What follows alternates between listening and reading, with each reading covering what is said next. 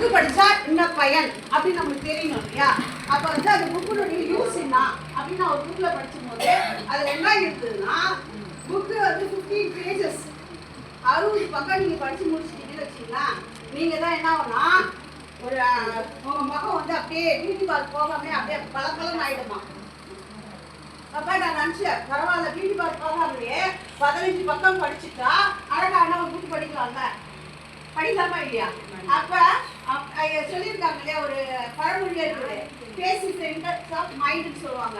அகத்தின் அழகு உலகத்துல தெரியும். அப்ப நம்மளுடைய அங்கத்துல இருக்கிற சில காரியங்களுக்கு நம்மளுக்கு கேள்விகளுக்கு பதில் இல்லாமலே இருக்கும். அப்ப வந்து ஒரு நல்ல புக்கு படிச்சோம்னா என்ன ஆகும், இதை எதாவது கேட்கிறவர்களும் இதன்படி செய்கிறவர்களும் பாக்கியவான்கள் இருக்குது. அப்ப இதை நம்ம இந்த பைபிள படிச்சோம்னா நம்ம படிக்கும் போது ஒரு ஆசீர்வாதம்.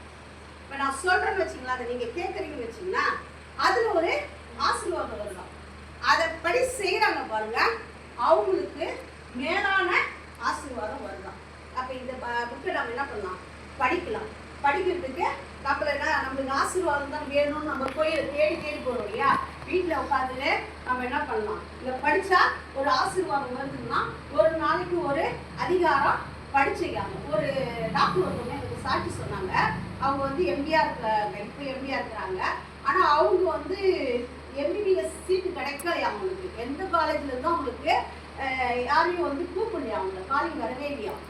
அப்போ அவங்க சொன்னாங்கன்னா, அவங்க வந்து ஹிந்து சகோதரி, அவங்களுக்கு இன்னும் ஒரு சகோதரி மூலமா இது பண்ணும்போது அவங்க போய் அந்த பைபிள் அவங்க இந்த மாதிரி புதிய ஏற்பாடை கொடுத்துருக்குறாங்க. கொடுத்துனா அவங்க சொன்னாங்களாம், இதை நான் படிச்சு முடிக்கும் போது எனக்கு எந்த காலேஜில் தான் அந்த சீட்டு கிடைக்கணும் அப்படின்னு. அவங்களுக்கு அந்த சீட்டு கிடைச்சதுன்னு சொன்னாங்க. சீட்டு கிடைக்கிறதுக்காக என்ன பண்ணக்கூடாது, பைபிளை போயிட்டோம். மறுமைக்குரிய ஆசீர்வாதம் நம்ம இங்கேயும் ஆசீர்வாதமா இருக்கணும், அங்கேயும் ஆசீர்வாதம் இருக்கணும். அதுக்கு ஒரு வழிகாட்டி தான் அந்த புக்கு. நானே வழியும் சத்தியம் ஜீவனமா இருக்கிறேன்னு இயேசு கிறிஸ்து சொல்லி இருக்கிறாரு. அப்ப நான் இந்த புக்கை உங்களுக்கு கொடுக்கும் போது இதுல என்ன பயன், சங்கீதம் 1 இருக்குது. அந்த சங்கீதத்தை நான் உங்களுக்கு வாசிச்சு காட்டுறேன். அது 1வது சங்கீதத்துல என்ன வார்த்தை இருக்குதுன்னா,